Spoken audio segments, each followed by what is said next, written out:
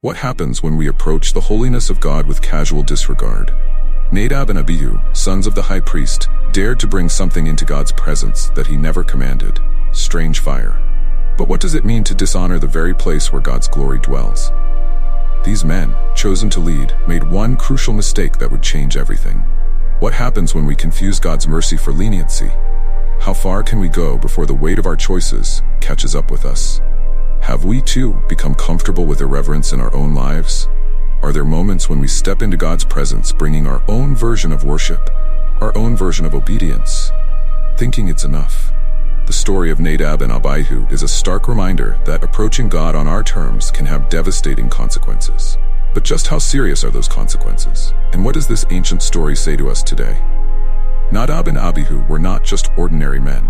As the sons of Aaron, the high priest, they were heirs to one of the most sacred responsibilities in Israel, leading the people in worship before the Lord. Since their youth, they had been trained in the ways of the priesthood, learning to respect the holiness of God and the sacredness of the tabernacle. Their father Aaron had been chosen by God himself to serve as high priest, and they were to follow in his footsteps, representing the people before the Almighty. These men had witnessed firsthand the power of God. They had seen the cloud of his presence fill the tabernacle, and they had experienced the awe-inspiring moments when fire from heaven consumed the sacrifices laid on the altar. As future priests, Nadab and Abihu held a position of privilege and responsibility. They were not merely participants in worship, they were leaders, called to represent the holiness of God to the people. Their roles carried a weight that was both spiritual and practical. Despite their position and their training, Nadab and Abihu made a fatal mistake. In a moment of irreverence, they chose to deviate from the strict instructions given by God regarding the worship in the tabernacle. They brought what the scriptures call strange fire before the Lord, a fire that had not been authorized or commanded by God. What was meant to be an act of worship quickly turned into an act of defiance. Their position of honor did not exempt them from the consequences of disobedience. The question remains, why would Nadab and Abihu take such a reckless step? Were they simply careless, or had familiarity with the sacred duties led them to take the holiness of God for granted? It is easy to become complacent when one is constantly surrounded by the sacred, but God had made it clear that his holiness was not to be taken lightly. The actions of Nadab and Abihu were not just a mistake, they were a direct violation of God's commands. For a brief moment, Nadab and Abihu might have believed that their unauthorized offering would go unnoticed, that God would not react to their disregard for his instructions. But they could not have been more wrong. God's instructions regarding worship were precise and deliberate, meant to reflect his holiness and the respect due to him. By bringing strange fire, Nadab and Abihu showed that they neither understood nor respected the sacredness of their role. Their disobedience didn't just affect them, it affected the entire nation of Israel. As leaders of worship, Nadab and Abihu's actions had the potential to lead others astray, to encourage a lax attitude toward God's commandments. In a position of such influence, they were expected to model reverence and obedience, not rebellion. Their failure to uphold this standard would have far-reaching consequences both spiritually and culturally for the people of Israel. The legacy they were meant to carry was one of holiness and honor. Aaron, their father, had been given the incredible responsibility of standing in the gap between God and the people, offering sacrifices on behalf of the nation. Nadab and Abihu were meant to share in this role, but their actions reflected a heart that was not fully submitted to God. Instead of honoring the sacred position they held, they treated it with irreverence and disrespect. Their story begins with great potential, but it quickly takes a tragic turn. Nadab and Abihu's journey from heirs of the priesthood to disobedient sons serves as a sobering reminder that no one, no matter how privileged or positioned, is exempt from the call to honor God's holiness. The weight of their responsibility should have led them to greater obedience, but instead it became the backdrop for their downfall. And as the events of their story unfold, we see just how serious God takes the matter of reverence in worship. The tabernacle was more than just a tent in the wilderness. It was the place where God's presence dwelled among his people. Every detail of its construction, every act of worship within its walls, had been prescribed by God himself. Through Moses, God had given Israel clear and precise instructions about how they were to approach him in worship. From the sacrifices to the incense, everything was done according to divine command. Nothing was left to human interpretation. God's instructions for the tabernacle were meant to teach Israel about his holiness.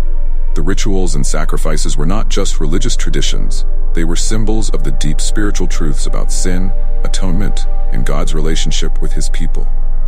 Each element of worship had a purpose, pointing the people toward the reverence and awe they were to have for God. In the tabernacle, God's holiness was put on full display, and the priests were to approach him with utmost care. Nadab and Abihu, as priests, were fully aware of the seriousness of these instructions. They had been present when God had given Moses the law. They had seen the glory of God descend upon the tabernacle. Yet, despite their knowledge and experience, they chose to offer something that God had not commanded. Their decision to bring strange fire into the sacred space of the tabernacle was not just a breach of protocol, it was a breach of trust between them and the God they were supposed to serve. What exactly was this strange fire? The Bible doesn't provide all the details, but it's clear that Nadab and Abihu used fire that had not been authorized by God. Whether they took it from the wrong source or offered it at the wrong time, their actions represented a willful disregard for God's specific commands. In doing so, they turned an act of worship into an act of rebellion. Instead of honoring God's holiness, they undermined it. The consequences of this disobedience were immediate and severe. God had made it clear that his instructions were to be followed to the letter, not because he was arbitrary, but because worship in the tabernacle was a reflection of his holy nature. Nadab and Abihu's decision to offer unauthorized fire was a direct challenge to the sanctity of the worship God had established. Their irreverence was a reminder that God's holiness is not something to be taken lightly. The tabernacle was a place where heaven and earth met, where the presence of God dwelled among men. To approach it with anything less than full reverence was dangerous. God's commandments were not suggestions, they were divine decrees that reflected his nature. To ignore them was to ignore the very character of God. Nadab and Abihu's offering of strange fire was not just a mistake, it was an affront to the holiness of God. In the broader context, Nadab and Abihu's actions can be seen as a warning to all who approach God in worship. Even today, we must ask ourselves, are we approaching God with the reverence he deserves? Are we following his commands, or are we offering our own version of strange fire? God's holiness has not changed, and the lessons from the tabernacle still apply. Worship is not about what we think is acceptable, but about what God has commanded. The story of Nadab and Abihu reminds us that God's instructions for worship are not to be taken lightly.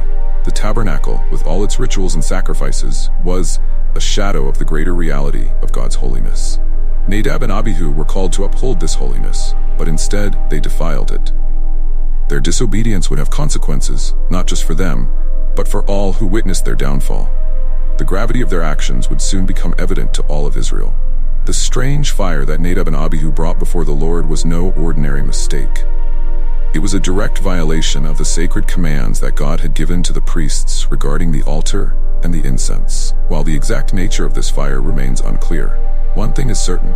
It was not the fire that God had instructed them to use. Whether it was taken from the wrong source or offered in the wrong way, it was unauthorized, and therefore it was an act of rebellion. In offering strange fire, Nadab and Abihu were demonstrating a dangerous level of disregard for God's authority. The altar of the Lord was the most sacred place in the tabernacle, the place where sacrifices were made and where God's presence dwelled. To bring something unauthorized before the altar was to defile the very place where God's holiness was most evident. It was a breach of the sacred space, a violation of the divine order. What motivated Nadab and Abihu to make such a reckless decision? Were they emboldened by their status as sons of Aaron, thinking that their position gave them the freedom to deviate from God's commands? Or had they become so familiar with the rituals of the tabernacle that they no longer held the same reverence for the sacred that they once did? Whatever the reason, their actions revealed a heart that was not fully submitted to God's will. The concept of strange fire raises important questions for us today.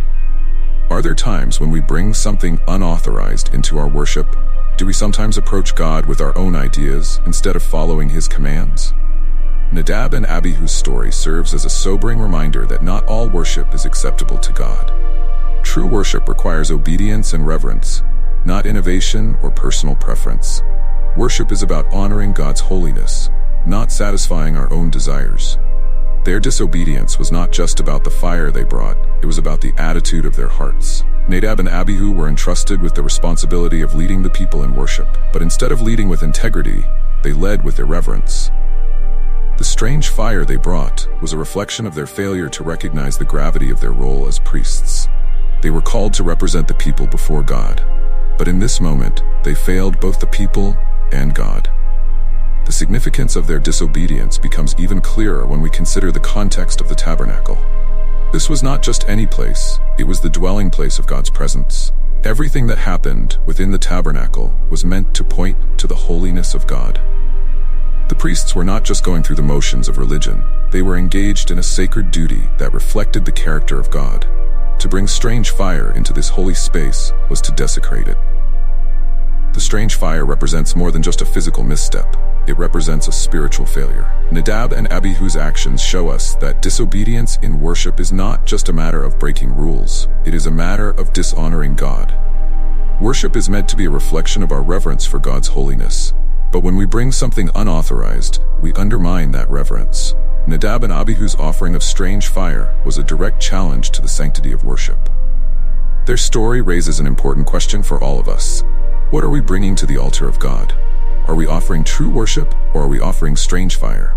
Are we approaching God with the reverence He deserves, or are we bringing our own ideas and preferences into His presence? Nadab and Abihu's disobedience cost them their lives, but their story serves as a warning for us today. Worship is not about us, it is about God, and we must honor Him in all that we bring before Him. The consequences of Nadab and Abihu's actions were swift and devastating. The Bible tells us that immediately after they offered the strange fire, fire came out from the presence of the Lord and consumed them, and they died before the Lord. Leviticus 10:2. In a moment, the judgment of God fell upon them, and their lives were taken. Their deaths were not a random accident, they were a direct result of their disobedience. God's holiness had been defiled, and His judgment was immediate. The suddenness of their death is striking. There was no opportunity for repentance, no chance for them to explain their actions or ask for forgiveness. In an instant, they were consumed by fire. The same element they had misused in their offering, the very fire they sought to manipulate, became the instrument of their judgment. This moment serves as a powerful reminder of the seriousness of approaching God's holiness with anything less than full reverence. God's response to Nadab and Abihu's disobedience may seem harsh to modern readers, but it is a reflection of His unchanging holiness. In the Old Testament, the tabernacle was the place where God's presence dwelled, and the priests were responsible for maintaining the purity of that space. Any violation of the sacredness of the tabernacle was a direct affront to God's holiness. Nadab and Abihu's actions were not just mistakes, they were acts of rebellion against the very nature of God. Their deaths also serve as a warning to the rest of Israel. The fire that consumed Nadab and Abihu was a visible and terrifying demonstration of God's judgment. It reminded the people that God's holiness was not to be taken lightly, and that disobedience in worship carried serious consequences. The priests in particular were held to a higher standard, as they were the ones who mediated between God and the people. Nadab and Abihu's failure would serve as a cautionary tale for generations to come. As we reflect on the sudden death of Nadab and Abihu, we are reminded that God's holiness has not changed. While we may not face the same immediate consequences today, the principle remains the same. God is holy, and we must approach Him with reverence and obedience. Worship is not a casual activity. It is a sacred encounter with the Almighty. Nadab and Abihu's story challenges us to examine our own hearts and attitudes as we approach God in worship. Their deaths were a sobering reminder that worship is not about us, it is about God. Nadab and Abihu had taken liberties with the sacred duties entrusted to them, and the result was fatal. Their story reminds us that when we approach God, we must do so on His terms, not ours. God had given clear instructions for how He was to be worshipped, and Nadab and Abihu's decision to deviate from those instructions was a direct challenge to His authority. The fire that consumed them was not just a symbol of God's judgment, it was a symbol of His holiness. Fire, throughout the Bible, is often used as a representation of God's purifying and consuming presence. In this case, the fire served both as a judgment and as a reminder of the purity required to approach God. Nadab and Abihu's deaths were not just about punishment, they were about preserving the sanctity of God's presence in the midst of His people. For us today, the story of Nadab and Abihu serves as a powerful reminder of the importance of reverence in worship. Their deaths were a dramatic demonstration of the seriousness of approaching God's holiness with the wrong attitude. While we may not face the same immediate consequences, the principle remains. God is holy, and we must honor him in all that we do. Worship is a sacred act, and we must approach it with the reverence and obedience that God's holiness demands. The sudden and severe judgment of Nadab and Abihu was not just about their specific disobedience, it was about the holiness of God.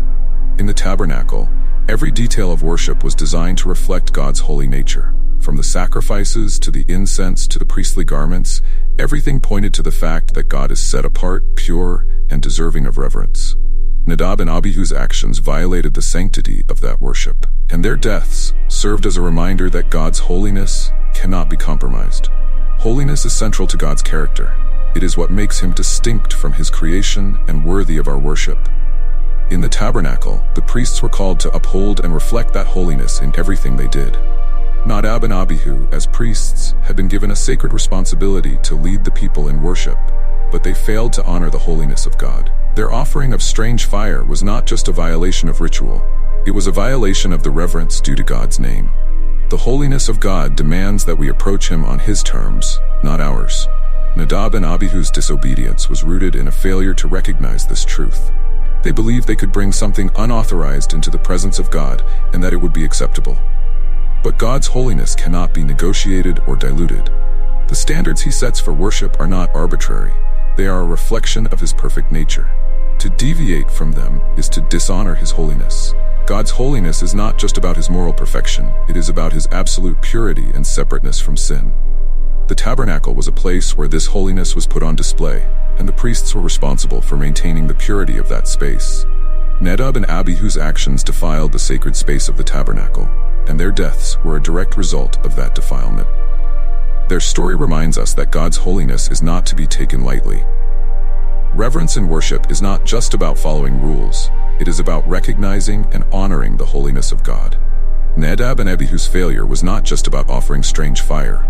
It was about a lack of reverence for the God they were supposed to be serving. Their actions revealed a heart that was not fully submitted to the authority of God's holiness.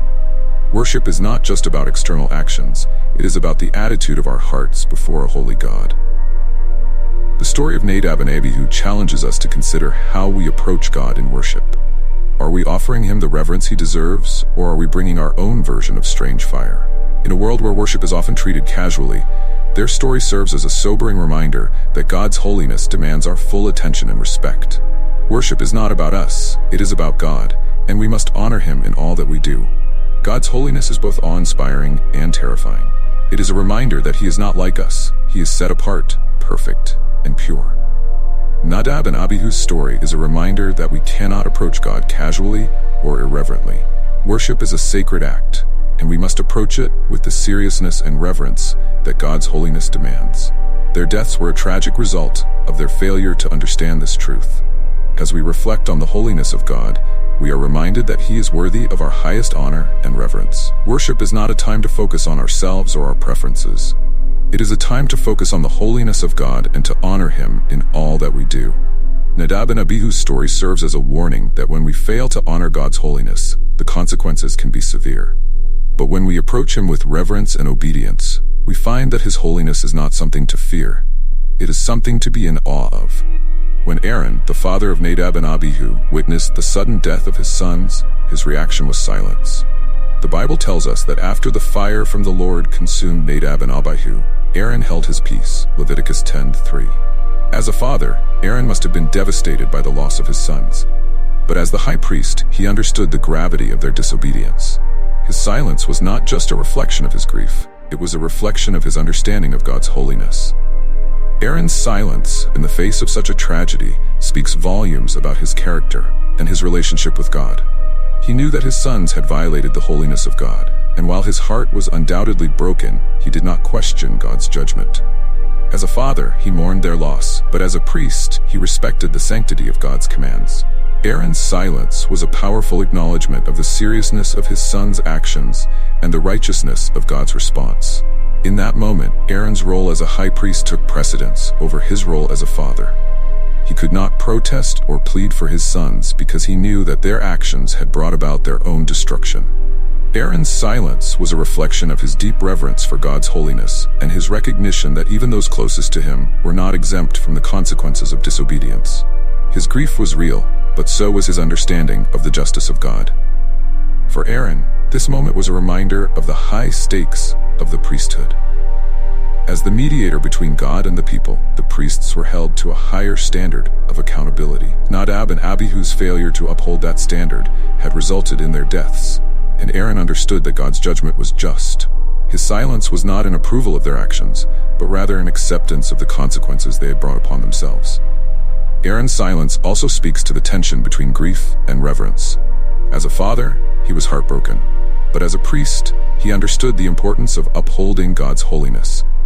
His silence was a powerful demonstration of his submission to God's will, even in the face of personal loss.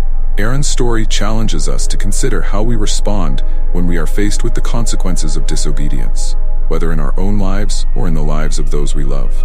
The grief of losing his sons must have weighed heavily on Aaron, but his silence in the face of their deaths was a testament to his deep respect for God's holiness. He did not question God's judgment or try to justify his sons' actions. Instead, he accepted the reality of their disobedience and the consequences that followed. Aaron's silence was a reflection of his understanding that God's holiness cannot be compromised, even by those in positions of privilege. For us today, Aaron's response is a reminder that God's holiness must be respected, even when it comes at a personal cost. There are times when we may be tempted to question God's judgment or try to justify disobedience. But Aaron's silence shows us the importance of submitting to God's will, even in the midst of grief. His story challenges us to consider how we respond to the consequences of sin and whether we are willing to accept God's judgment, even when it is difficult. In the end, Aaron's silence was not a sign of indifference. It was a sign of reverence. He understood the holiness of God and the seriousness of the priesthood. His silence was a reflection of his submission to God's authority and his recognition that even those closest to him were subject to God's judgment. Aaron's story is a powerful reminder that we must approach God with reverence and respect, recognizing that his holiness demands our full obedience and submission. Nadab and Abihu's story is a cautionary tale about the importance of proper worship. While their specific act of offering strange fire may seem distant from our modern context, the principles behind their disobedience are still relevant today. At its core, their story is about the importance of approaching God on his terms, not ours. It's about recognizing the holiness of God and honoring him with reverence and obedience in all that we do. In today's world, worship is often treated casually. We come before God with our own ideas of what worship should look like, sometimes forgetting that God has given us clear instructions about how we are to approach him. Nadab and Abihu's story serves as a reminder that worship is not about us, it's about God. True worship requires us to submit to God's will, not to bring our own preferences and desires into his presence. The concept of strange fire may seem foreign to us, but in many ways, it represents the tendency to bring unauthorized or irreverent elements into our worship. Whether it's pride, selfishness, or a lack of reverence, there are many ways we can offer strange fire in our worship today. Nadab and Abihu's story challenges us to examine our own hearts and attitudes as we approach God. Are we offering him true worship, or are we bringing something unauthorized into his presence? Proper worship is about more than just following rituals or traditions. It's about the condition of our hearts. Nadab and Abihu's failure was not just about the fire they offered. It was about their failure to honor the holiness of God. Their story challenges us to reflect on our own worship practices and to consider whether we are truly approaching God with the reverence he deserves. Worship is a sacred act, and we must approach it with the seriousness and respect that God's holiness demands. In a world that often values innovation and creativity, it can be easy to lose sight of the importance of obedience in worship. Nadab and Abihu's story serves as a reminder that God is not interested in our creativity. He is interested in our obedience. True worship is about following God's commands and honoring his holiness, not about bringing our own ideas and preferences into the equation. Their story challenges us to reconsider how we approach God in worship. The story of Nadab and Abihu also raises important questions about the role of leadership in worship. As priests, they were responsible for leading the people in worship, but their failure to honor God's commands led to their downfall. Their story serves as a warning to those in positions of spiritual leadership. Leaders in the church are held to a higher standard, and they must ensure that they are leading people in worship that is reverent, obedient, and true to God's commands. For all of us, Nadab and Abihu's story is a reminder that worship is not something to be taken lightly. Whether we are leading worship or participating in it, We must approach God with the reverence and obedience that His holiness demands. Worship is not about us, it is about God. And when we fail to honor Him with true worship, the consequences can be severe. Nadab and Abihu's story challenges us to take worship seriously and to approach God with the respect and reverence He deserves. As we reflect on Nadab and Abihu's story, we are reminded that God is holy, and our worship must reflect that holiness. We cannot bring anything unauthorized into His presence, whether it's in the form of irreverent attitudes, disobedient actions, or selfish motives. True worship is about honoring God's holiness and submitting to His will. The question is, are we willing to approach God on His terms, or are we offering Him our own version of strange fire? The story of Nadab and Abihu may seem like an ancient tragedy, but its lessons are just as relevant today as they were in the time of the tabernacle. The concept of strange fire speaks to the ways in which we may approach God with something unauthorized, irreverent, or disobedient. It challenges us to examine our own lives and worship practices, asking whether we are truly offering God the reverence and obedience He deserves. In our modern context, strange fire can take many forms. It can be the pride that leads us to believe we can approach God on our own terms. It can be the irreverence that treats worship as a casual activity rather than a sacred encounter with the Almighty.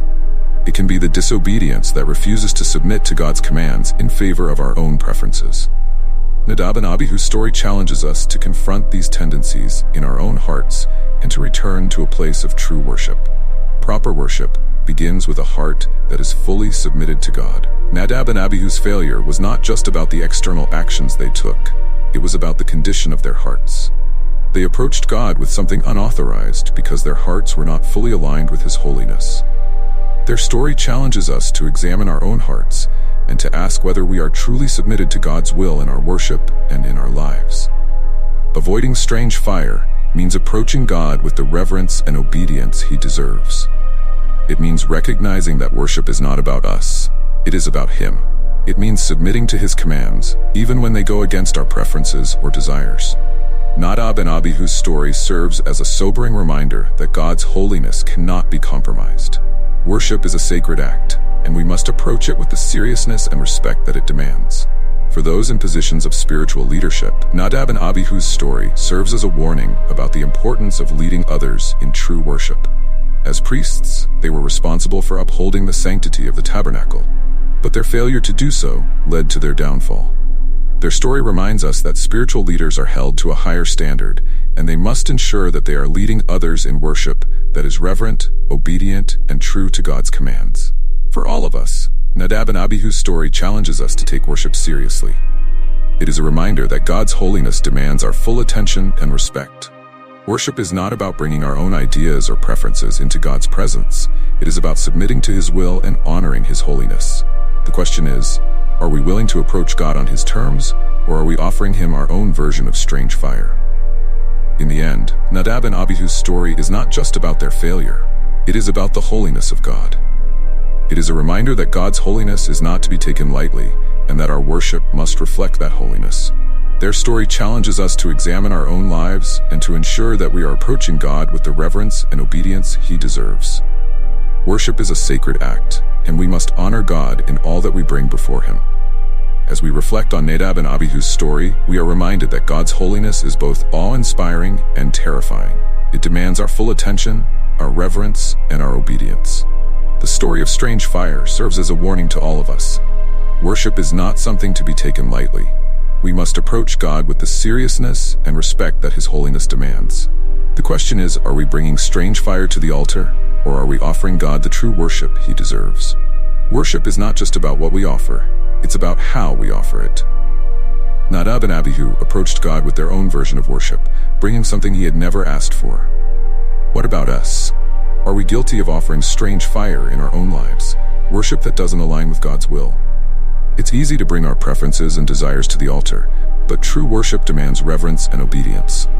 Are we willing to honor God on His terms, not ours? Now is the time to reflect. What are you bringing to the altar? Are you offering true worship that reflects the holiness of God, or are you holding on to your own ideas, your own strange fire? Don't wait for the consequences to remind you of the seriousness of worship. God's holiness is not to be taken lightly, but He offers grace when we come to Him with reverence and humility. Will you honor Him in your worship today?